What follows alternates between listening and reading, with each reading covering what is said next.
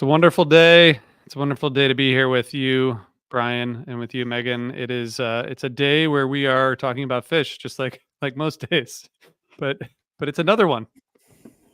And Bryce on YouTube, I wish it was Friday today, and well, it is. So He's got it. I love how appropriate he is to slide in some 2.0 lyrics into the start of this episode. Well done, Bryce. He came prepared. You know what? You know what I wish, guys? What? I wish we had more voicemails. Yeah. I do too. Me too. Why aren't there voicemails. voicemails? Brian, what happened? Well, people just need to be asked to do things, and if they're not asked to do things, they don't do this. You know, I work with students all the time, and the amount of emails I have to send to remind them about things that impact their life, not mine. It's your life. You're the one who's trying to graduate within 2 years, and you're the one who's trying to take this class and do this internship and do all this sort of stuff and get ahead. That's the whole goal, right? Yep. And if I don't tell you, you just don't do it because it's my responsibility, even though it doesn't impact my life. So with the voicemails, we just need to ask people, Meg, how do we ask people? Yeah, we need to ask people on Instagram and Twitter. People need to come give us some voicemails. Everybody has lots of thoughts about 2.0. People are constantly commenting on my posts about 2.0. Leave us a voicemail. No, Brian, they've been pretty positive, I have to say. There's a lot of 2.0 lovers out there. They've come out of the woodwork this week. It's been exciting. It's been enough time, you know, time fixes everything. And everybody hated 2.0 when it was cool to hate 2.0. And now they love 2.0. We're going to tell you why you should all love 2.0. That's part of today's episode. It happened to me. So I just want to tell everyone that in case you don't look at the show notes, there's the phone number to call us to leave a voicemail is in every episode in the show notes. But the phone number is 484-416-0488. 484-416-0488. I'm going to push it so hard this next week. Just get ready, everybody. All the Hold promos. on, RJ. I'm going to put this in our comment section. 484-416. Yes. 0488. 0488. Here we go. For all of you for Call me maybe. Call me. Call Megan. Everyone leave Megan a voicemail. Okay. Brian. Can we just address really quickly, because my good buddy Chad is here. Yeah. Hey, Chad. Hey, a draw against 10 men when you've won the league 4 years in a row. I mean, I don't know if I would call that a Go City moment, but you guys survived. It's the most intense soccer match I've ever watched. Really just amazing stuff. I cannot wait. I think we play City again in February, and I just can't wait to see where things are at right now. But we're playing Leicester tomorrow. Let's go Gunners. Let's get it back. That was a cool match. Even I watched that match, and it was great. It was fun. It's exciting. And I have to say, I rooted for Arsenal only because I don't like Man City. You know, I'm a Chelsea girl, but I did root for Arsenal on behalf of you, Brian. So you're welcome. Much appreciated. Chelsea. I was watching baseball, so sorry guys. But that's okay. You got the updates on our text thread. So it's a Castellanos. Whether you wanted to Castellanos summer for RJ. Can I just want to say quickly, I'm watching the Instagram people. Maggie Rose just joined us on Instagram. She might just be popping in to see what's going on. Hi, Maggie. Hi, Maggie. What's up, Maggie? I want to talk to you, Maggie. I hope tour is letting going you know well. that. Yep, you're welcome anytime. Okay, Brian, I heard that we got another great review this week. We did. It was a nice review. It was a very nice review. It didn't criticize us at all. It was crazy. Shocking. It was a review which told us that they like who we are. They like what we bring to the table. They like all of our individual takes, gave us like a little breakdown of each one of us, and said that they really appreciate that we go into so much detail. I know RJ hates it because it's just dates and jams, but so much detail about the highlights of each tour, the best shows, the best sets, the best segments of sets, the best segments within jams. I mean, I've got everything listed out here in a notes section if you want it, but they did ask for a list of our recommendations. So ideally in the next couple weeks, I'm compiling what I have from this year thus far, and we'll put it back up on our site so that you're all able to check that out. That's sick. I also made a playlist for this week. So there's a Winter '03 Goods playlist out there on my socials. So check that out. All right. That's a lot. That's a lot of stuff. We also have there's so much to talk about. We have we have playoff baseball coming, Brian, here coming to my town. We got college football happening. We have NFL football. We have soccer. We have, I mean, in terms of sports, we're like, man, it's really high time. And we have to elect a president. I mean, there's a lot happening right now. Plus Christmas right afterwards. Oh my God. I don't even know what to do. Hanukkah, Christmas. forget it. There's Yep. just so much going on. There's so many much. things. Okay. So let's talk about this tour, winter 2003. Oh, sorry. One more thing. Meg, on 11/2, that's November 2nd, Saturday, Reprise is playing in Albany. It's I told you about true. that. I told you You about that. told me about it. I'm trying to make it happen. I really want to come up and see Reprise again. Is there any hint about what they're going to be playing yet? I can tell you that it will be an iconic Phish show Ooh. from upstate New York. Oh, well, I already knew that. Okay. From They're gonna upstate New play- York. Okay, They're gonna cool. play the Clifford Ball. You could look Love at it. the you could look at the For days. you could look at the show art for clues. Ooh, okay, cool. It's like a mystery. It's a mystery. It's a mystery. I like that. It's All right. gonna Well, be fun. I'm hoping to be there. It's going to be so fun. The last Reprise show that I was at was absolutely incredible. So I would highly recommend people go see them. And that's cool. They're playing upstate New York. That's going to be a fun vibe. It's 1 week after the Phish shows there. I will say that we had this date locked in before Phish shows were announced. Man. So, but we decided we're going to do it anyway. And it's going to be the next Saturday. It's at Lark Hall in Albany. If you go to repriseband.com, there's a link to tickets. But you should come hang with us. It's going to be fun. Okay, here we are. We're in winter 2003. We're back in 2.0. We're in the 10th ranked tour by us, 19th ranked by fans. We can talk about kind of why the tour is ranked where it is, but we kind of went we went beyond the fan vote here, which we can talk about. But Megan, what do we need to know about 2003? Did anything happen that helps us set the context for 2003? Yeah, I mean, I think most people kind of know, but this is the first real tour post hiatus. They played the New Year's Eve show and then the Hampton Run. And this tour is 12 shows. We've got 4 out west, 3 in the Midwest, 4 in the Northeast, and then that one final show in North Carolina. And this is the really cool thing about this tour. There are 12 shows, 58 jam chart entries. We are looking at an average of 4.88 jams per show. That is the highest we've had so far. And that is an argument for it being ranked where it is. In my mind, one of many, but that is a really high number. We're looking at almost 5 jams a show. Jam charted jams, not jam jams. charted jams. Sorry, don't come at me, Charlie. Yes, jam charted jams. It's hard to say. We're gonna get angry messages. JCJs. JCJs. That's what I'm going to start calling them. Megan, what was there? There were a couple debuts this tour, but what else? Like, was there any? When did Round Room come out? Sorry, when did Round Room come out? Yeah, I don't even before remember. that. December 2002. Yeah, Oh, so right it just came out. before. Okay. Yeah, right before there. Yeah, and they're recording Undermine this year too. So, yeah, they've got a lot of good debuts this year. And I think those are some of the songs that really shine on this tour too. Yeah, for sure. Brian, where were you in 2003? I was a senior in high school, getting ready to go to college, about to go to the University of Montana, doing everything I could to avoid all time spent with my parents and really at school. My head was out west already. I remember waiting in line at a Sam Goody to buy tickets for this show, and I got 2 tickets and had no frame of reference of where they were. I just wanted to be in the room, and the way that whole thing worked was you were just like, hey, I want tickets, best available. Okay, here's your tickets. You didn't really know where you were till you showed up. And I showed up and I had front row along the side, like right down low, mic side, which if you thought I'd just complain in middle age, you would be surprised because I complained a lot in my teenage years as well.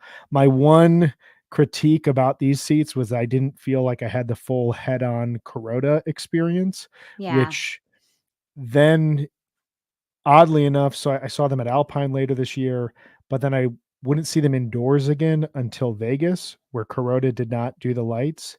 So I didn't get a full indoor Kuroda experience head on until Madison Square Garden 2012.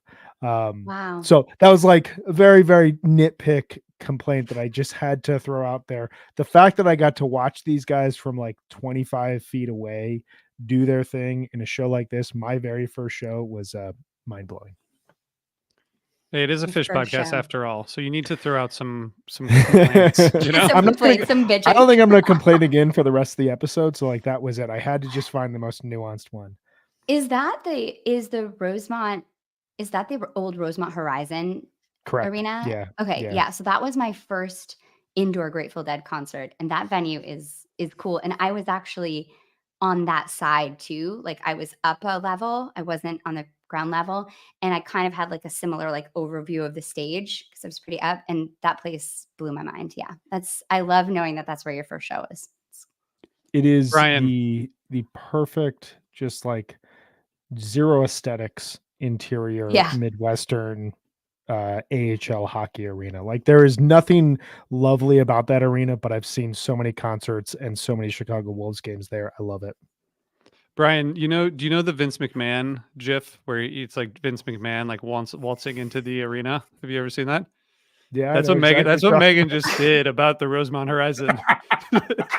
She was like, "Oh, is that the place? Oh, yeah, I saw the dead there." She just Just a walked drop. right Just a in, drop. yeah.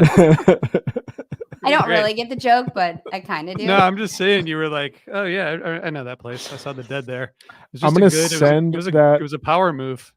I'm gonna send that in our group chat every time one of you says that you have finished a book in like 3 days. So it's coming. It's fair. It's really fair. Why do you Can I- think I'm going to spend all weekend reading this weekend? Because I'm like desperate to lap you in this book now. Can I share a few interesting statistical tidbits about where we're at in the overall ranking and kind of Yeah. Please. why Please this do. tour is ranked? So you noted this Please. is our 10th ranked tour. This was 19th ranked by the fans. I just did a quick scan of our tours this year. This is, I think, like one of 5 with the biggest gap between where the fans voted and where we voted. I think it's interesting just to examine kind of the reasons for that, because as we go through the remainder of this, we are pretty aligned with the fans in most cases, but there are a few outliers here. So, Spring 92 was voted by the fans as the 34th best tour. We ranked that 24, 10 tour gap there. Fall 2018, the fans rated that as the 30th. We ranked it as 23rd. Spring 2023, fans rated that as 32. We ranked that as 18. I think that's the biggest gap that we had. Just jumping back really quick, summer 99, fans rated that as 10. We pulled it back to 20. And then summer 2003, the other 2.0 brethren in our larger list, the fans rated that as 27. We rated that as 14. I'm curious, from your guys' standpoint, just like where do you see on a large scale when you think about those tours, summer 03, spring 23, summer 99, fall 18, and spring 92, as well as this, where do you differ with where the larger fan base felt about these shows? Meg, what are your thoughts? I think of it as 2 kind of categories. I think one is really context and like where the band was in their evolution and how that tour affected their evolution. That I think is something that one of the main reasons we often differed with the fan vote. And the other one I think is like a very specific sound. I think that like this tour, you can put this tour on and know what it is. And if you have a really specific sound, to me, it elevates the tour. Whereas like just a great tour, or you think of some of the 1.0 tours, especially in the same year, and they can sometimes sound similar. And so this tour especially is so specific and stands out so much to me that it kind of deserves its place. And I have other reasons about that, but I do think it has to do mainly with those 2 categories when I think about it, like why it might differ from the fan vote. Context and specific sound. I like that. Mhm. RJ, what are your thoughts? Well, I mean, it's interesting because the way that we actually did the draft was somewhat, well, I mean, it's definitely subjective. It all is. The whole thing is subjective. So, we took turns drafting, right? But we did it together. I mean, it wasn't like any of us Right. drafted something that I think the others would really disagree with. But so I think some 2 of out these of just 3 had to fell. agree with that place. Yeah. A few of Yes. them fell with just like it was my turn or Brian's turn or Megan's turn, and we just chose one, and the rest of us were like, okay. I don't think we were like, especially because we did it via text. So I think it was like we were like, You all didn't right. have spreadsheets? I did. I mean, I was looking at the spreadsheet. I think I might have been actually updating the spreadsheet, to be honest. But I think you were. um, You were in charge of that, boss. I mean, the You weren't biggest. you weren't on fish.net? You didn't have the Farmer's Almanac open? What are you talking about? Behind the curtain with Mr. Brian Brinkman. So like, Seriously. Yeah, Spring right. '92, for example, which you mentioned. Yes. That's outside of the top 25 according to fans. I think that's like you couldn't not have an early Mhm. 90s. I mean, we have 93, we have 94, but like you can't not have an earlier tour represented in the top 25. And I think it's like you said, Meg, like context and specific sound, but also just like it's a precedent for what happens after, right? Like you can't. Exactly. I don't think you can talk really about like even some of the 90s tours that we have coming up without touching on Spring 92, which is Totally. you can go back to that episode that we published on I guess February 9th to hear why it's so important. But like there's a lot of reasons there, Yeah. right? Because It it was like a is a marker in their evolution. countrywide tour, like first real shows in California. I mean, there was so much that happened. So that's my take. I agree with you both. I mean, I think the only thing I would add is there are a few of these that are outside of the range that we kind of just were like, and you both said this, but just to like put a pin on it, like you can't have Fish as Fish existed and evolved without this tour. And I think Mhm. Winter 2003 is a perfect example of this, where I think, the fans have it within the range of the top 25. But for us to elevate it, I think it really comes down to the band came back from 2.5 years of hiatus, a lot of unknowns. And in the moment, and as well as 20 plus years later, this music really holds up as some of the most transgressive, boundary pushing, challenging, but also thrilling music that they've ever played. And then contextually as well, like there is, when you look back, this kind of alternate history where the way they played in winter 2003 and then later in summer 2003, had they kept that up, they're not breaking up. And the story of Fish is a little Yeah. bit different in the 2000s. Obviously, health, we know that was like still an issue at this point in time, but the focus was there, the artistic drive was there. And when you have that combined with this music that really reinvents what you think about Fish, and 20 years later, you can put some of these jams on and just have these massive holy shit moments. And then look back and say, there's an aspect of this tour that the band was trying to tap into again 10, 12, 15 years later, even when it was kind of at its lowest point from a popularity standpoint. There's a mirror there to Spring 92, where there's no jams, there's health. The band is this still like this little engine that could, but like you said, RJ, without Spring 92, I don't think you get the formula that they then try to break out of over the next 3 or 4 years. It's interesting, that idea of a mirror that you're talking about, because I saw a lot of mirror between this tour and what made this summer 2024 great. It was weird. I was thinking about it, but there's a combination of endless jams, a real like commitment to jamming, really great set listing, full band communication, a pretty specific sound that make it really re-listenable. And I don't know, I'm not ready to say that this summer is going to like, I think this summer was incredible, but I have no idea in the context what it's going to end up sounding like to us and how re-listenable it will be. Totally. I think it will be, but it's hard for me to judge that. But I think that there are elements that make this tour really great that also made this summer really great, which I think is really interesting. And when I was thinking about like why it's ranked where it is for us, like my first note was Brian drafted it, which I don't even know if that's true, but I just assume you did. Like you must have drafted this, right? I don't remember. You probably We have did. the text buried somewhere, but Yeah, but I was thinking that's probably why. But then really, it's the jams. Like this tour is endless jams. How many 5-song second sets are in this tour? Oh, There's so many. I just kept being like, another 5-song second set. Like, and just the specific sound that I talked about before. I think that it really blew my mind. Now, definitely, I have listened to 2.0. Now, I guess I can't really say that, but prior to last year and this year, it was the least listened to era of mine. And so maybe that's why it's like hitting me so much. But this is the first week in a long time in this series that I have not wanted to stop listening to these jams. That's RJ, great. did you feel that way? Because I feel like you're the one, RJ, who Yeah. you started this trend that I agree with, and I realize every time we're in Uh. tours, but of like by the end, you feel like you figured out the formula and it all sounds the same. Did you find that by the end of this tour as well? A little bit. I went to the last show of this tour, so I only listened to part of it because I don't think it's that great of a show. I think there are like moments, but Yeah. yeah, I did feel that way. I was honestly, I was excited to. I listened to almost, I listened to several full shows. I mean, I probably listened to 20-ish hours of this tour. Which like Mhm. it's a lot. Yeah. You It's a lot of gotta listen to a any, lot. I mean, I was but thinking about it. Like there's 58 jams. I listened to every one of those and a few other moments. And a lot of these jams are like 20, 30 minutes. Like that yeah. adds up. I do think that Brian, to the one caveat is that I think last week and maybe winter 99 also, but I definitely summer 2017, I was sort of like, all right, maybe it's just because we've talked about the Baker's Dozen and listened to the Baker's Dozen so much that it's like there's just you can only do it so much, Yeah.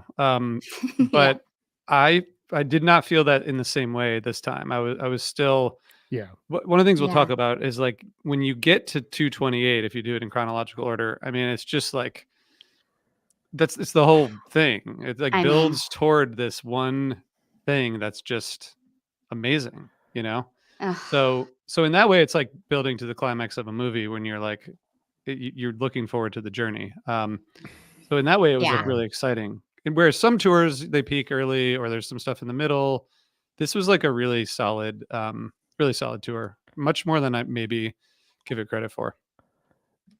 Yeah, two things that were on my like why is this tour where it's ranked? Like deep down everyone knows that big jams equals great fish. Like some people can nitpick that and be like, well, you need this and you need that. No. If the band is jamming, like 98 to 99% of the fan base is like, fuck yes. And you are gonna tell with the remainder of our 10, like there are Yeah. I'm just looking ahead here, without giving anything away.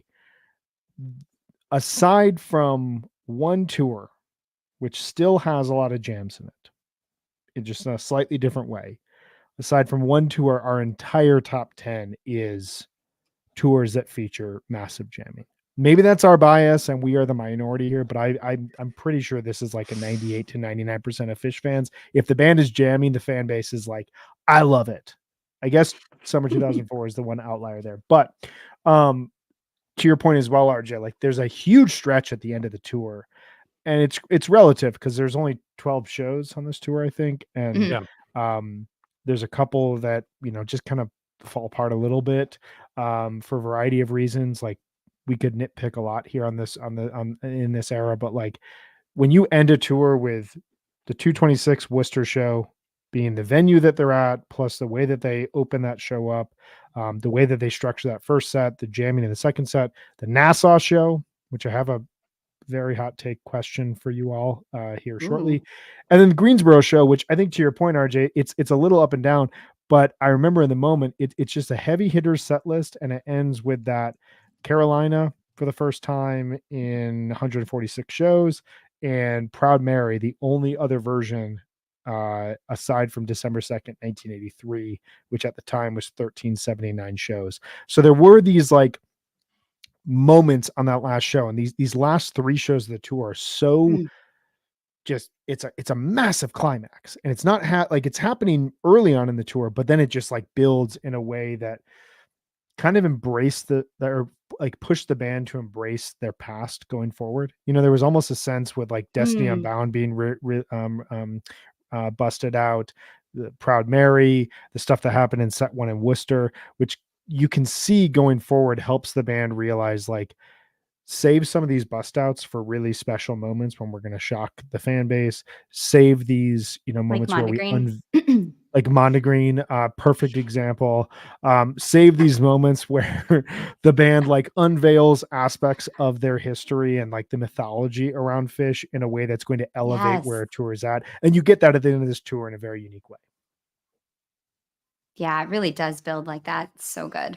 Brian, do you know the Michael Jordan gif where he says, "Stop it, get some help"?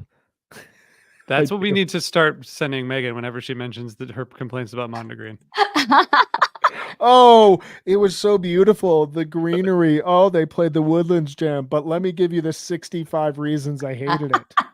I didn't hate it. How dare you? Also, I just got my message from like Dry Goods that all the 600 things I ordered when I came home and like my haze of vibiness are coming to my house next week. I was like, shit, I ordered like 4 now jeans. So like Did you tell him I that you was don't want it feeling anymore? my vibe. Yeah. I'd be like, you know what? After Dick's, you can take this shit back. Yeah, cancel. Can I trade this for the a live one vinyl that you guys just Oh my released, God. please? Oh my God. Okay. So, all right. Well, we're gonna work this out. The Mondegreen draft is going to be sick. I'm just going to throw that out there into the universe. We're not going to tell you what it is, but it's going to be sick. I'm excited about that. Megan, I never got to hear from you of where you were in 2003. I think I already know, but tell us where you were. I was in New York. I was, working on being an actress, and I had just met Jonathan, who'd be my husband, and we started dating. I was going out a lot in the city. I was just doing the New York City thing. I was not seeing Fish. I was trying to bury that aspect of my life. I thought it was unbecoming of a person trying to be an adult. How do you feel about that now? I've since abandoned those feelings, thankfully. Yeah, I think a lot of people went through similar things. Yeah. And you're definitely not alone in that sense. Fish why broke was up, and I went back to college and said, "Now I can grow up. This is great." So same place. We're Yeah. at the exact same spot. Exactly. why was this tour so short? I guess that's my first question. Stamina, maybe? Like worried about stamina? I don't know. Yeah. I mean, there was the first one back, right? Yeah. It's an interesting question. I wonder how quickly this tour came together, because the announcement for the return was in mid-August 2002. Round Room came out in December. Saturday Night Live, Letterman happened around then. The return was New Year's Eve, and then they did the Hampton run.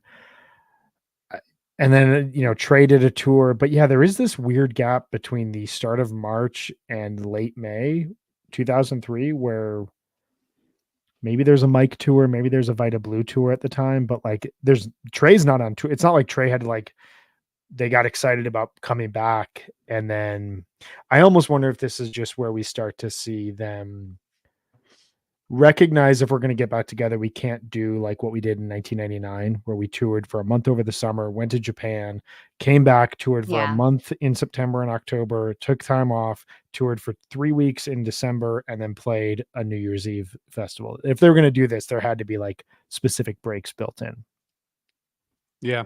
That seems like a smart answer. The only reason I ask is that, this was like really getting going there at the end. I know. Another 2 weeks would have been insane.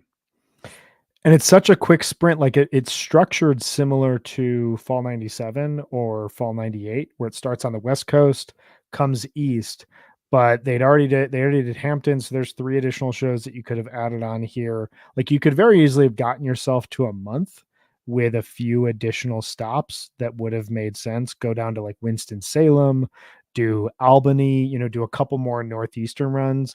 But it seems like they were just, let's just see how this is. Yeah, exactly. Let's just test the waters here. Yeah. And coming out of Hampton, it's just really like worth noting that the Hampton run is not heavily regarded. I don't really recommend going back and listening to it. The MSG show it's got a good Piper, a good Walls of the Cave. It's nice to hear them back, and there's a lot of excitement. But that initial 4-show run was not well regarded in the moment. It was very sloppy. And so I almost wonder if fans I can't specifically remember this, but like if fans were kind of grateful that like let's just ease into this and see how it goes. Yeah. And then Yeah. they were on fire from night one. So, okay, let's talk quickly about the sound. What do you guys think about the sound here? Because I enjoy this. I think more than Summer 2003, which is sort of weird because I know that that's. I mean, It's we a bit already more did. aggressive. It's Yeah, just tighter, I think, too. It's like it's tighter. maybe it's the indoor sound that it like kind of like It's definitely I the don't indoor know. sound. That's part of it. Mhm. I think that's definitely part of it. 100%. Yeah. What else do you guys hear like sound wise besides just? I mean, it's also not as it's not quite as spacey as Summer '03. Like it feels a little more. Yeah. No. Yeah, it's a little more focused, I think. So my sound, I just found this. My sound for Summer '03 was tremolo and splash cymbal, sludgy blues psychedelia, early morning haunted daydreams, and muddied fish, which is a little bit Mm, different than this, where I have this as well, dismal and hazy 3 a.m. prog weirdness, which we definitely get. yeah. But then candy colored hypnotic grooves with dark edges. I'm thinking of like the bathtub gin from Cincinnati, the Piper Yeah. from Las Vegas. And then my last note is fiery Trey battling against careless Trey. This is where like Ooh. I cannot stress enough how much the You Enjoy Myself from January 3rd in Hampton hung a dark cloud over 2.0 because Trey Totally. fucks it up, stops, yells at himself in the microphone, and then they start it again, and it's not that much better. And you were starting to hear like that hung over all of 2.0 and was this like moment that people kept pointing back to, and they're like, see, the band doesn't have it. And you get like there are moments in this tour where Trey is so on fire, and then there's moments where he's just like, whoop, we're gonna skip past that part because I don't remember it, and they get right to the jam. But they had redemption with this Worcester Yam. I mean, fuck, Yeah. that is like a direct rebuke. That's like we're coming out, we're opening up with Yam for the first time since like '89, and we're just gonna fucking destroy it. Like I want to live in that Yam. It's so good. Yeah, I But had similar sounds a little bit. But did you want to say something, RJ? well, I was just gonna say that Trey doesn't really solo very much in this tour, which I don't. It doesn't bother Mhm, me. mhm. Yeah. Like it doesn't. It doesn't take away from the music, though. I don't think. I think it's like a No. good use of. It's like a good use of effects and vamping. Like he's got the balance really well. It doesn't sound like he's being lazy or that he's like too fucked up. It's just like it's just not the sound of this era. The guitar's uncompressed, which changes everything. And so something like a really shimmering Hood or Reba solo that you would have gotten even 2.5 years earlier in 2000 is not happening here. Like he's Yeah. figuring out, to your point, what is an effect that can kind of take us out of the normal Fish sound that you're used to and can reinterpret what the song means. I Yeah. love that. I love that fuzzy guitar. I was so into the sound. I wrote that it has like gauzy kind of textural soundscapes. I think Mike and Paige are super strong on this tour. I kept hearing Mike come out. There's a directionless feeling to the jams, but in the best way. Swirly kind of tidal pools of sound. You often feel like you're just like floating in this kind of like tidal pools. The image just that kept coming to me. I also had hypnotic, laid back grooves. And then there's like this detached funk. I kind of forgot how funky some of these jams are, but it's not that like happy, like I don't know, it's not the cheesy funk. It's just this like cool, like I don't really give a fuck funk. Like it has this, I think, detached, laid back, like I'm dropping into this because I can, and it's like swagger as opposed to being on top of the funk, which I just loved. And so I think that the sound of this tour is just it's so cool, and I really loved it. And I also think that this tour has such great set listing and really good flow in a way that's like pretty surprising sometimes, but so many like perfect post jam cool downs and they mix those up. There wasn't like one or two that they just like always went to. They drop into something like really cool, like sleep or, some random song they hadn't played. And they just did such a good job with that in this tour. Yeah. I want to talk about the use of ballads in this tour. It was really pretty magical. Mhm. I think like almost every great jam has a really well placed ballad after. It's really Yeah. like the set you mentioned earlier, Meg. That the set listing is really pretty great. Um, Brian, what are your top jams of the tour? Not all of them. Hmm? Not all of them. So I, Um, as you'll see when we post this list, I make a list of any notable jam. So I go through the jam chart and then I'll listen to some full sets and some full shows. But I have a pretty high bar for any jam that makes this list. It can't just be you have a high bar in Um, general, Brian. That's It's one true. of the things we love about you. this is We is do. it. And so I'm not going to list every one of these jams, but I'm going to I list jams and then I asterisk the jams that like you really got to hear. So I'm going to list those. Is that okay with you, RJ? Do I have permission? How many are there? 16. No, I'm joking. There's like 5. Okay, good. good. So the February 14th Walls of the Cave is Yes. really just the first moment on the tour where it's like, whoa, not only are we jamming, but we're jamming like this. The February 16th Piper, just stunning. You talk about that like candy coated funk that you're talking about, Meg. Another one in that category, the February 20th Seven Below. Quick aside, going into my first show, which was February 20th, my favorite era of Phish was Fall 1997. And I had not yet accepted that the point of Phish is to evolve from all sounds and that nothing is ever stagnant. So all I wanted was like a funk jam, just one. And I didn't really get one. I get this like strange 3 a.m. You want to do another line? All right, I'll do another line. And then like everything gets clav and like, staccatoed and it's awesome. And they play this Seven Below where Page stands up and plays the clav, which was like, or the Moog. Ryan Storm, I apologize for bastardizing keyboards here. He's not another. but- He's recapping Goose. He's not He's paying got it. attention. Don't worry. Oh, perfect. He's not here today. Great. That great band that does only 4-song second sets. Oh, No, but Paige stands up and starts playing the Moog, and I was like, I remember just watching it, being like, "You guys are transporting me back to 1997. Like I'm actually seeing it. It was so cool." Yay. But so that's Seven Below, couple more. The February 22nd Bathtub Gin, which is just psychedelic monster, mind-blowing stuff. The February 24th Twist makes up for every aspect of the first set of that show. The February 26th MoMA Dance, really, really cool indie rock hypnotic jamming. And then 2 from February 28th, the Bathtub Gin and the Tweezer. So those are my top. Can I ask you guys a question, just because we are thematically at this point to talk about February 28th in a little bit of a way?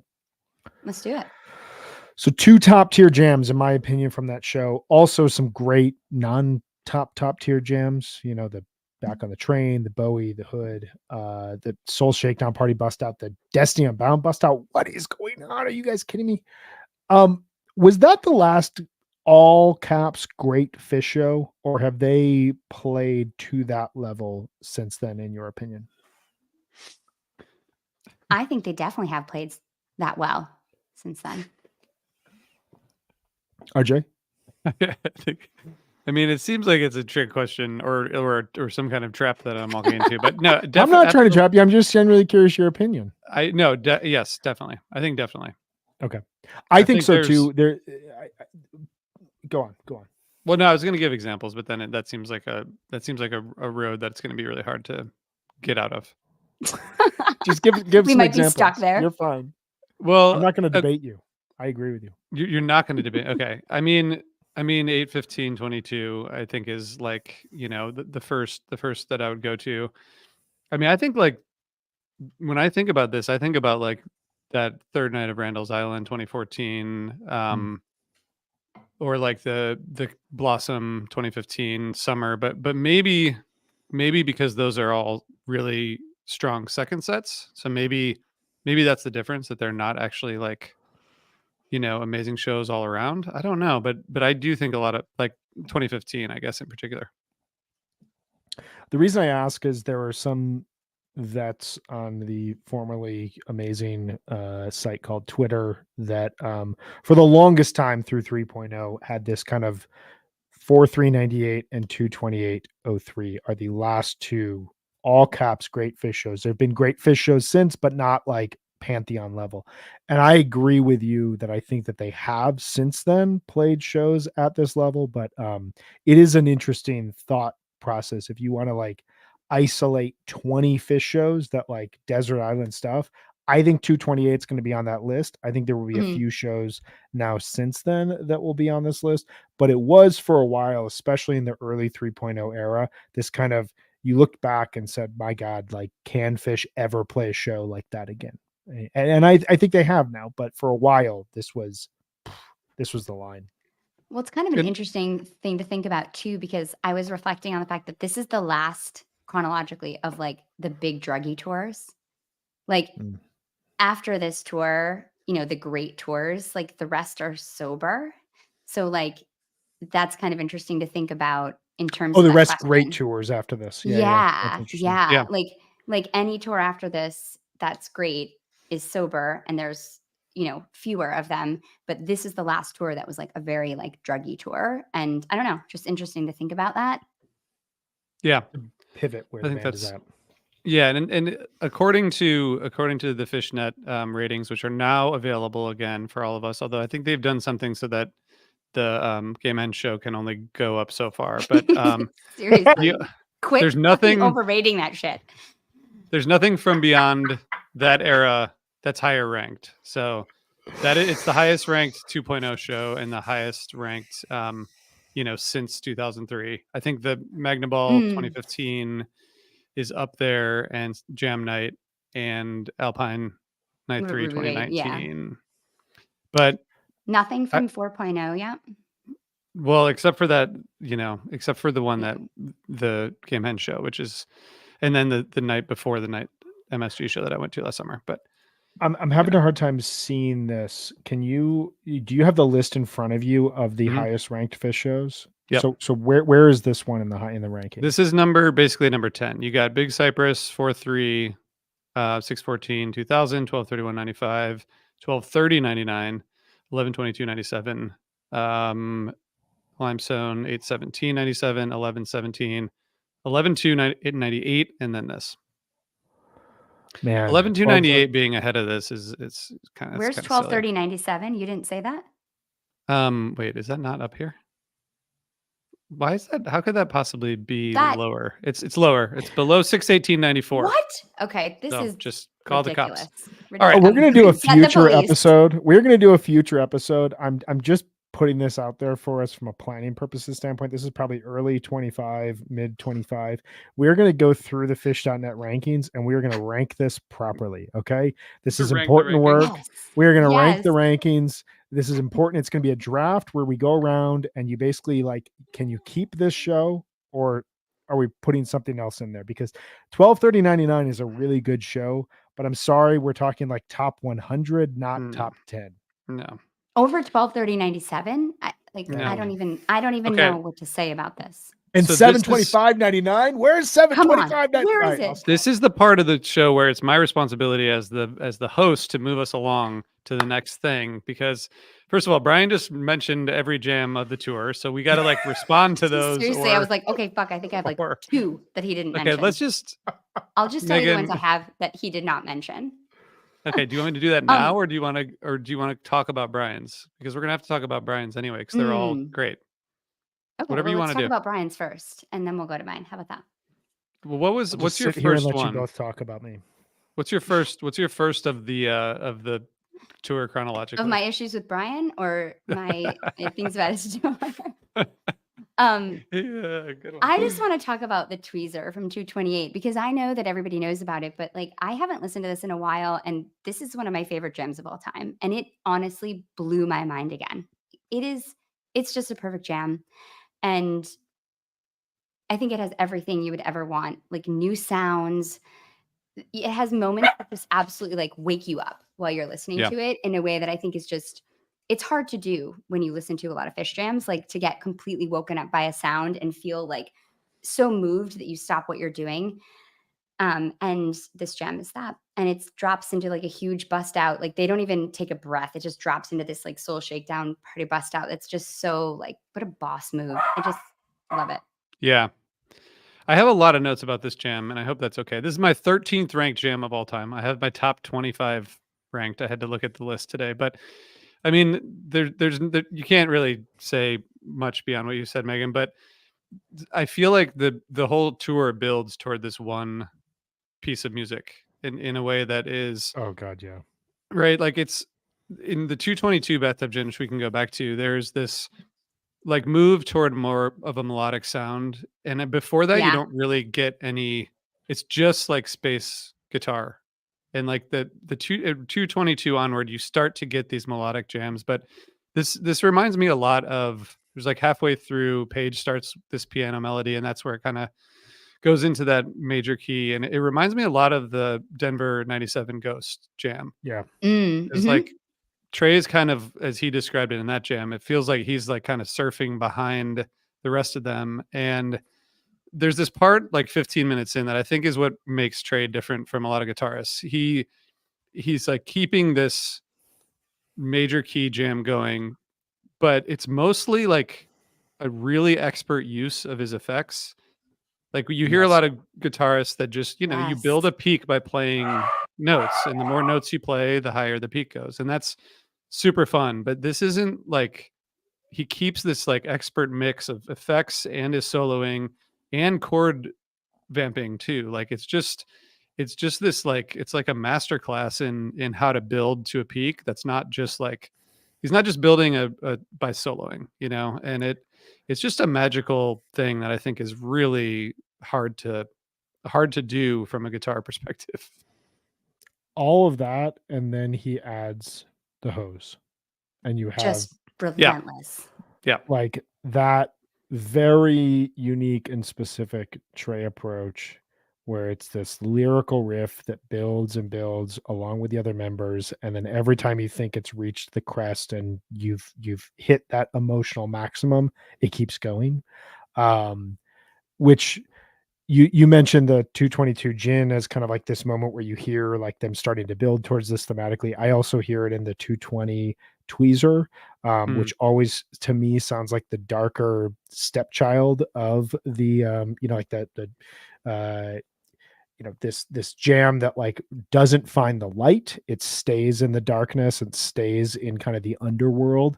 And you get this sense within that jam where Trey is mostly, it seems in the moment, focused on his effects, which lays kind of the foundation for what you'll hear a week later. But he knows how to use these effects so well in the moment by the end of this tour, and how to Yeah. really take advantage of this sound in his guitar's making, that he can then move into like a hood zone where it's just peaks and hose and just beautiful. God, that one part at like 12 minutes when it's like, "Yeah, yeah, yeah, yeah, yeah, yeah, yeah, yeah," and it's just Ah. like, I think I've listened to it like 20 times this week. I just keep playing it. I'm like, oh, like it's so good. It sounds so composed too. The whole jam does. It's a perfect like capsulation of the sound. I think you're right. I think it's actually like what everything was building up to. And like, when we talk about like 3-4 day runs, how you want like the last night to be like the crown, like that's like what this tour is like. And I feel like this jam is a like good the point. crown. It really is. Well, okay, so let's do a You quick me- break now. But Well, then I we just have want to to say come back and talk really about quick more. before we Please, take that please, break. please. You mentioned the Denver Ghost. I think that's Yeah. a completely apt comparison. The only other jam I would say, like if you want a comparison of where Fish was at, is the Boise AC/DC Bag 914. In the sense that these are jams where it sounds as though the band is an interlocking, communications, like conversations without missing a note. Like there's no moment in those three jams where the band is like, shit, where do we go for 30 seconds? It's just every decision, boom, gone, boom, gone. Yeah. Take your break now. You're good. This question from Incredible Perp is my top 25 up. I'm kind of scared to share it because there's some stuff that people are going to say about it, because there's some years that aren't represented, and but I'll share it with you because you're our friend. Okay, one sec. We'll be right back. Okay, so let's talk about some more jams. One Scared thing. to share my list with the community because they might yell. You mean the Fish community? Are Yeah. you serious? How could Megan, they? Megan, choose a jam that you want to talk about. Well, I really, really love. So, disclaimer, I really love Brian's first show. This 220 show, I think that this show is like really underrated. I think it's such a vibe. It has such a feeling to it. Like you said, Brian, it's kind of like being underwater in the underworld. Like it's such a, I don't know, the show just has like, it just has a certain energy to it. And it's just so many jams. But The Simple and the Gotta Jaboo from that show, it is, I think, just two of my favorite jams of the whole tour. Again, That Simple just sounds completely composed.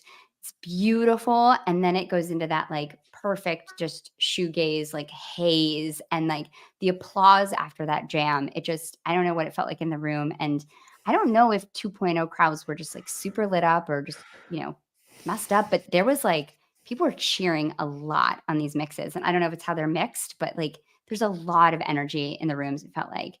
And the Jaboo too is like the perfect like tension and release, but in like a 2.0 way. And it has that monster ending and like a perfect drop back in. It's such a muscular jam. I think those two jams back to back especially are so strong. This show, so I want to read something from Wally Holland, one of my favorite writers about Fish. But this show, I just want to set context. Like when they posted this to the Live Fish app the next morning, or the Live Fish site, because there was no apps in 2003. The only note about this show was that it was the 10-year anniversary of 2/20/93, which kind of matched the vibe that this show had at the time. That it was kind of just looked as like another show that happened, and it wasn't celebrated in the moment at all. And it wasn't really until the Worcester and Nassau shows from a week later that the fan base kind of lost their minds about this tour, at least from my recollection. And then as 2.0 went on and the sound felt a bit abrasive for a lot of people, the narrative was kind of lost in a way where it seemed like a lot of the fan base was souring on it. And then when Vegas happened the next year, the breakup happened, it just made sense. And for a while in the years after 2.0, 2003 was kind of unfairly lumped in. And then the band came back in 2009 and the jams were gone. There were no jams. The band was clean and happy and having fun, but the jams were gone.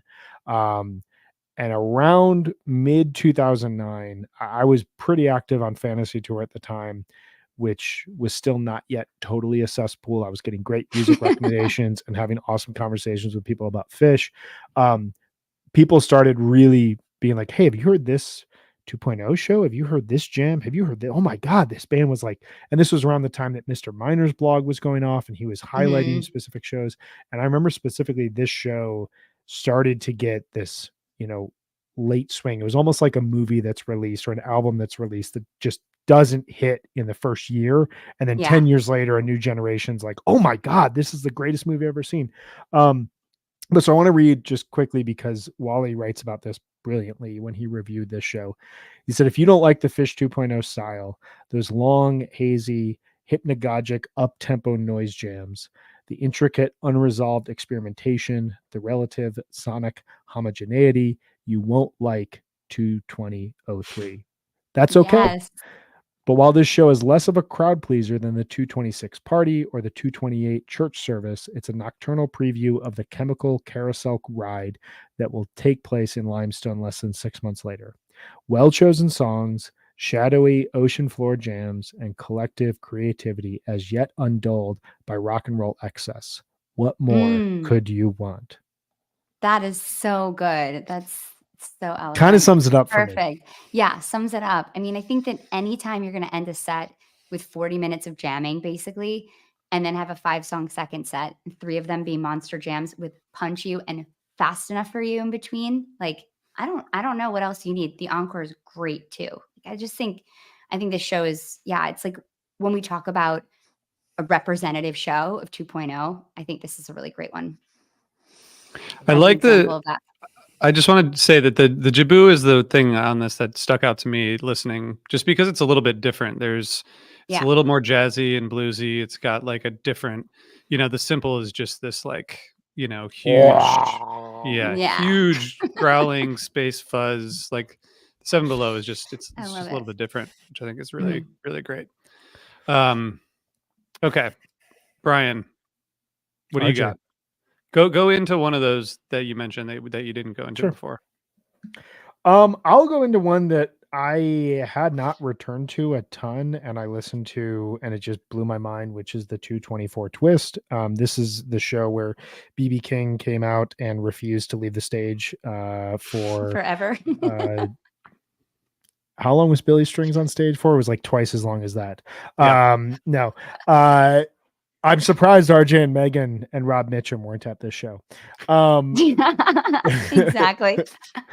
Around that, which I was texting with a couple of friends, I think it's objectively very cool that BB King came out in 2.0 and sat on stage with Fish. The dude is obviously a legend.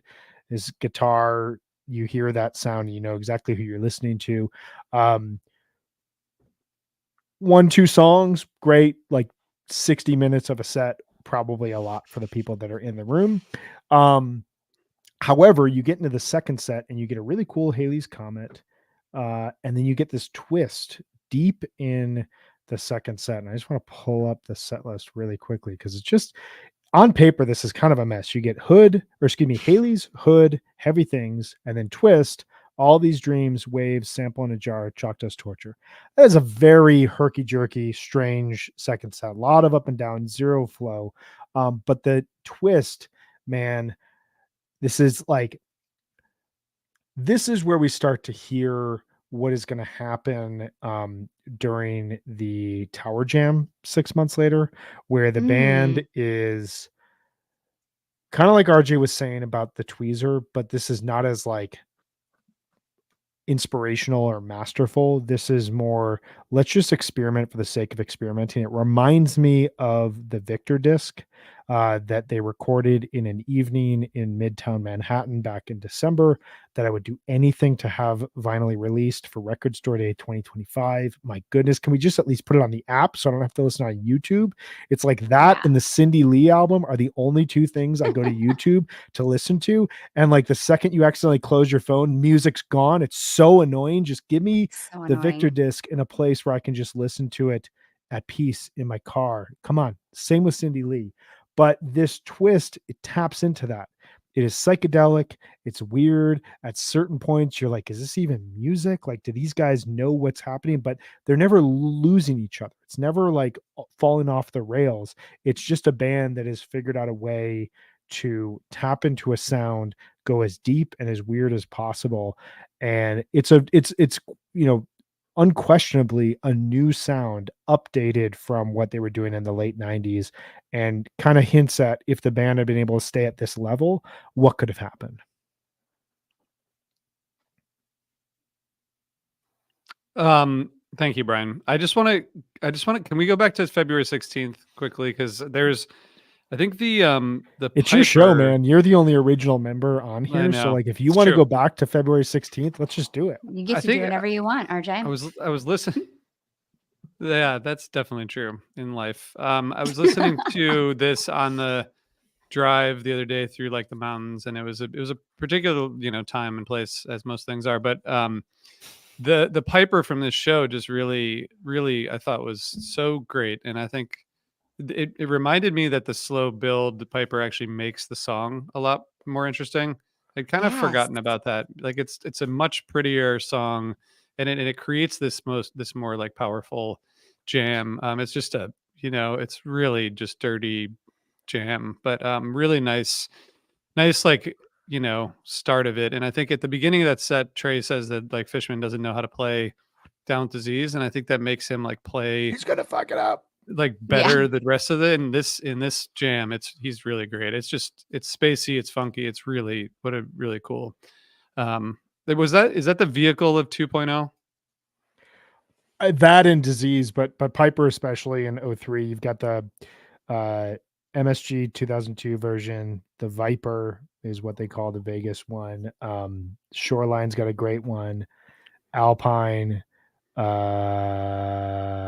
Camden, sorry, almost done. Boston, the 12.2 version, I highly recommend people checking out. And then the 12.29 version, which is like this 1 year later, let's open a show with Piper and just absolutely tear people's faces apart. And then you get, some 04 versions, obviously the SPAC version, that's huge. So yeah, this is the song that like it brought us back into 2.0. You're absolutely right about that. Like the slow build really makes this song, and it was a perfect way to, if you listen to those MSG O2 tapes, like the place is losing its mind, and then you just start to hear that like chord build up and just quiet, and the Ugh. place loses its mind again because it knows like we're just gonna rage here. It's awesome. It especially works in this version because it's so dynamic. It gets so like propulsive, and so like the slow build really is Yeah. perfect for that. Yeah, exactly. Um, did we talk? I know that Bryce, who's watching, mentioned the 226 stash. I think like the Great things one. that stuck out to me Mhm. was like how they were kind of discovering or they're working on different sounds as the tour went along, and this one has like that staccato approach that really doesn't have a lot of the growling noise, but just it's interesting how they. It feels like it just evolved, and that toward the end of the tour, they were discovering new sounds or pushing them a little more. Definitely. It's that Um, much crazier that they won't play until early July. yeah, Yeah, it definitely feels weird like that. I have a Megan, what question else for do you you have? guys. Oh Well, I have a yeah, question for you guys. I want to ask you guys about what you think of the Bowies on this tour. So it's the last time Bowie is unquestionably one of the more interesting songs that the band could play. The Vegas version and the Nassau version stick out for me Mhm. specifically, but there's also one from Cincinnati that's quite good. Then you're removed from the 94 to 97 era where Bowie could go 20 plus minutes and have this like 6 minute intro and some weird crazy jam breakdown areas, but you are hearing them, especially like the Nassau version, find holes out of Bowie in a way that you know, aside from Alpine 2022, one could wish that they would do that, in David Bowie. Yeah. yeah. I think you mentioned this. I think it was a cool way to open that 216 show. Like it's a Totally. Oh my God. really Bowie, Catapult Bowie. Yeah, they could yeah. have done that at Mondegreen too. That would have been cool. Definitely could have. First opening Bowie first set since 12/30/93. That one was. Wow. A lot of these jams kind of passed me by on re-listen. To be honest, a Well, lot of that's the kind of Bowies. what I felt like. I was listening, like there were some like amazing gins on this tour too, like three Oh like yeah. really good ones, like really, really good bathtub gins. And even though there's a couple Bowies that are like 18, 19 minutes, they didn't like catch me the way that a lot of the other jam vehicles did. So I just felt like that was interesting and kind of worth noting. And maybe that's why the song continues to sit in jam jail. I don't know. Jam Jam Purgatory. Purgatory. Jam purgatory. Jinx. Jinx. Um, the 226. You talked about that. We've talked about that show a little bit, but that's a good show. That's a show that I don't go back to because I think it's mostly known for like the opener, the opening, which is cool. But then there's like all the everyone gets to play their own song part. It's just sort of like a little And bit it of a works though. disjointed show. You think so? But I I think it's think it okay. kind of works. Like in Hmm. the first set, I feel like there's pretty decent flow even with those new songs. Like I listened to it the whole set because I was like, I just am curious about this. And I thought it worked. Like, and I think then they kind of abandon that and do like two big jams to start the second set, which I think is so great. And then they have like the classic fish kind of at the end of that set. But I thought the Yeah, show was really good. yeah.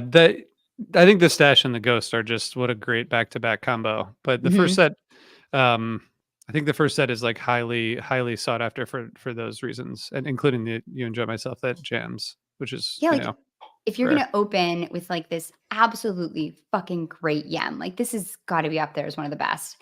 And then like actually a really pretty Rogue, an absolutely sick MoMA, so funky, so good. And then you're dropping in these new songs in between it. Like that's a good way to do it. If you're gonna play all these like songs that people don't know from the side projects, nestle them in like really great jammed out versions of songs.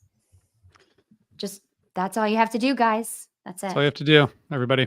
Um, Plus, even Wh- this second set it's kind of a weirdly setless second set, but the Yeah. segues really make it nice. Like the back end, the waves, Caspian, Frankenstein, Golgi, like that does flow really nicely. The stash Yeah. is fantastic. The Moment Dance in set one is outstanding. I mean, it's just Mm. it's I think like RJ, you have a point that doesn't totally work because there is a slight distraction throughout the show of what's happening. Mhm. But I think also this plus 228 were, and then the stuff that happened towards the latter end of 3-1 were just like the band kind of stepping up in a way that from a mythical standpoint that I think was important. Yeah, even the encore of 226 is like Loving Cup, but it's not just a regular Loving Cup. Like it absolutely shreds and it has that like long drawn out ending.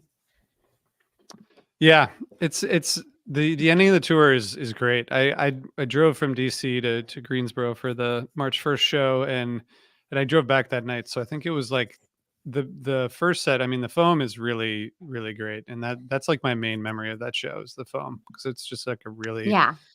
perfect version. What else? What else? We've kind of talked about a little bit of everything. Are there any shows that you want to plug that we haven't yet, or shows that you want to be released on vinyl, Brian? I think 220 or 228 should be released on vinyl. Yeah. Obviously, we have them on Live Fish. This is notably the first full tour where we get in full in the moment. It didn't come as fast as they are now, where they're up like 10 minutes after a show ends. But by like the end of like a day or two later, you could log on to livefish.com and download these shows, which changed the way that people heard these shows and changed the way people heard this tour. But those two shows, like, there's a reason why we keep coming back to them, and we should absolutely have those on wax. Megan, what do you What want about on you guys? wax? Probably the same. I mean, I think 220 kind of like blew me away in a way. I was surprised. Obviously, 220, it's incredible. I love 226. But the shows that surprised me were 214. That show is very strong for a Totally. tour Yeah. opener, too. Yeah. Like that, when I listened to that, I was like, wow, this is actually really, really good. I didn't remember it being that strong. I also love 222 from Cincinnati. And then I think the 225 from Vegas is really strong, too. I mean, that's a list of 6 out of like 12 shows that are, I think, like, pretty fucking great shows. So store's good. Yeah. I think the tweezers from 220 is probably the thing that I would listen to the most or know the most. But it was nice to go back to that show. It's a really great show. In the Bathtub Gin on the 214 show, you can hear like this different sound, start to be created, and Mike is just starts this stride that he hits through 2004, but you can just like he's just so upfront in that jam. So And good. it's a really good way to start that show. It felt very joyous in terms of the way they started, which in my Yeah. mind, like 2003 is a little bit melancholy, but I feel like For sure. they started it really, they sound happy. It's like real euphoric, those first few shows. Also another It is. parallel to this summer too. Sorry, Brian, like that Mike is really present and pushing jams. I'm just realizing this was the first ever show that they played at the Forum. They wouldn't play there Really? again until fall 2014, and then summer 15, summer 16, 2 summer 18, and then one fall 2021. And that venue, it's where the Lakers used to play and has completely just been transformed into a music venue at this point in time. And there's no advertisements up there. They haven't updated seating to increase boxes. Like, it feels like it's still the 1970s, but the sound remodeling and the way that they like cleaned up the interior of the venue while preserving the look and the vibe didn't happen until the mid 2010s. So I really wonder what this venue was like in 2003 when the band played it. I can't imagine this was like pristine the way that it feels now. It feels like it's like in amber at this point in time. But yeah, it's a really cool way to start the tour. You get cover of a Rolling Stone, the only time I've ever played that, because they had just previously been on Rolling Stone. There was a vibe around Fish coming back that felt good, and I think the band was trying to sell that, and they were trying to believe that. Obviously, there are underlying problems that we'll get into here at the big takeaway from the tour, but there was, you're absolutely right, a sense of joy at that point in time. Mm-hmm. So I just want to say, because you mentioned the that round room we were talking about that had just come out, and the second time they played it was at the 216 show, and it was a huge mess of a song. Like it just didn't.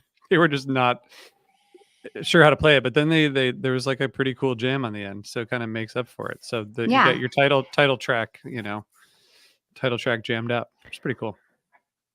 It was how they solved a lot of problems in 2.0. Yeah. Totally. Yeah. Quick, head for a jam. Yeah. Brian, what is your one big takeaway from this tour? So, you know how I feel about context and you know how I feel about time. So I was thinking about this. This tour is 2.5 years after the conclusion of 1.0. And I was like, okay, what was 2.5 years prior to that? What was 2.5 years before they ended everything? It's the island tour.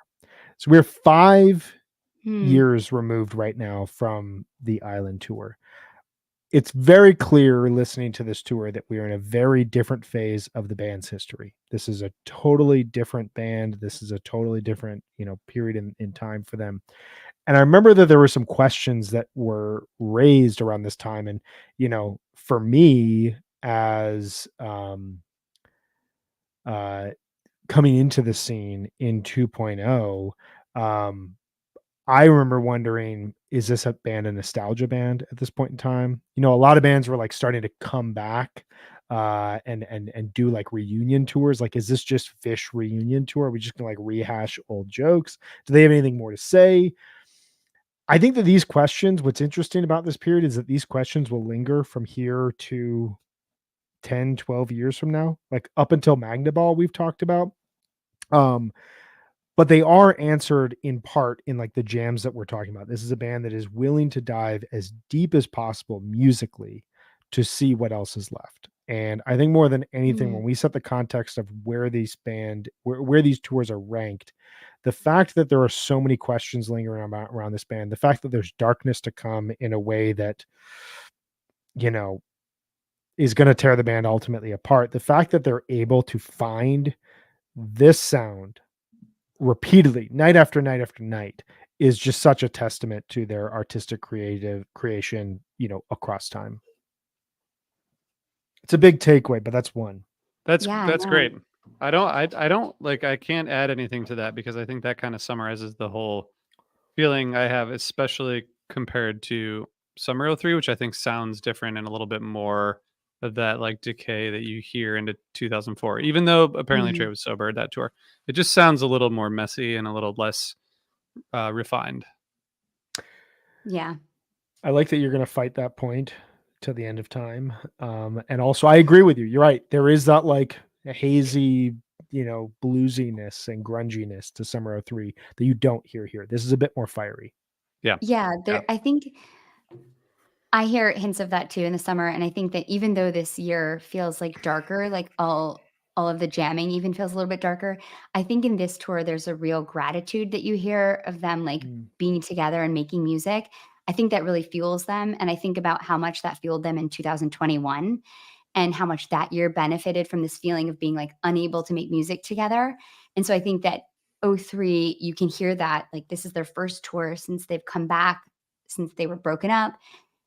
And they'd been together a long time before that, and then to break up or take a hiatus, whatever, and then come back. I think you can really hear that, especially like you were saying, RJ, in that first show. There's just a sense of like, we feel really glad that we can still do this together. And I think, unlike 2021, they weren't healthy enough to kind of hold on to that gratitude and like fuel it in a new direction. But it's definitely organic and it feels real. And I think that's what also lets them be in those really special musical places like you're talking about, Brian, where they're able to like tap into that magic and trust each other and go really deep. All right. So that's it. I hate to do this, but I'm gonna tell you all out there. I'm gonna give you a little bit of a spoiler alert, which is that this is our last 2.0 tour. So I hope everyone enjoyed it. Hope everyone enjoyed As it. someone who loves 2.0, we've already done Summer 03. I can't even make the argument that Summer 04 is a top tour of Phish history. I'm not going to be able to do it. Yeah. It's so next week we're going we're going back into the freezer. We're going to, I guess, one of the most popular and well-known fish tours of all time, right? Yeah. Which is summer '94. We have this was like a little bit. This was easy, because there were 12 shows. Next week we have. I mean, starting right I'm now, I so have fucked. 44 shows to go catch up on. Although I've listened to all of them at least once, so that's good. I'm But gonna that's have be to fun. channel my 16, 17-year-old self when I was listening to all these tapes. I'm trying to remember. It's gonna be a lot. There's a lot. It's a big jump because Winter 03, as we've noted, is this like new tone of fish and this new sound Yeah. of fish. And Summer 94 is kind of like when you think of fish, the first sound that comes up. Yeah, and sorry, Excited. So summer '94 is we're into June, July. Correct. June, July. It's June. It's like June 7th through July 16th. So we've already done the spring. Spring '94 was our number 22 tour. That was Number 22. April and May. And so you don't have to do 4 months worth of listening here. That's not until we get later. There's actually in only this. We 20. Sorry, there's only 29 shows, so that seems totally doable in good. 1 week. Okay, You're totally good. 29 in a week. Absolutely. My Megan, God. I know Brian gives you all the playlists, but if you want any guidance on summer '94, I'm here for you. I've Okay, listened to it thank quite a you. lot. All right, you guys will be my experts. You're going to come prepared with amazing insights as always. Thank you. We all know that. All right. So I guess now we will leave you all to your week. We will see you next week. Don't forget to leave us voicemails or send us stuff and tell us what you think and share your opinions in different ways because we like hearing from you. I think that's everything. Anything else, guys? Go listen to more 2.0, guys. Just seriously, savor it just for the next couple days. rock that All right. playlist. We're going to do it. All right, guys. See you soon.